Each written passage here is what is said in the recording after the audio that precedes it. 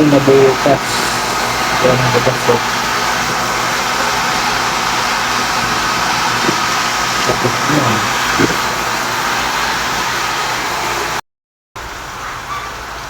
May re-rehab tayo dito sa Pasig.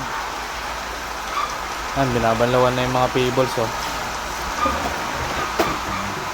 Carl, okay ka pa, Carl? Pagawagas natin. Then, ito yung machine. Medyo maingay lang. 10 by 54, 10 by 54. Kaso may issue siya, yung butas na.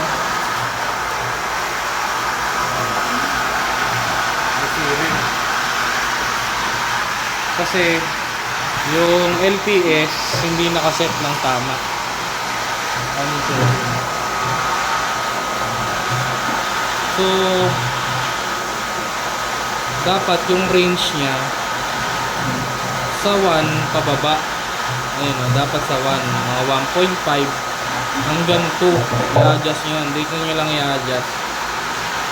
Pa counterclockwise yung adjust.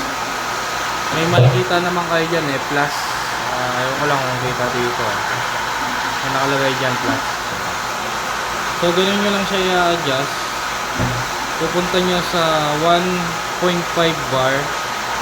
Saka nyo ite-test kung mag-off yung RO. Kasi ito hindi na nag-off.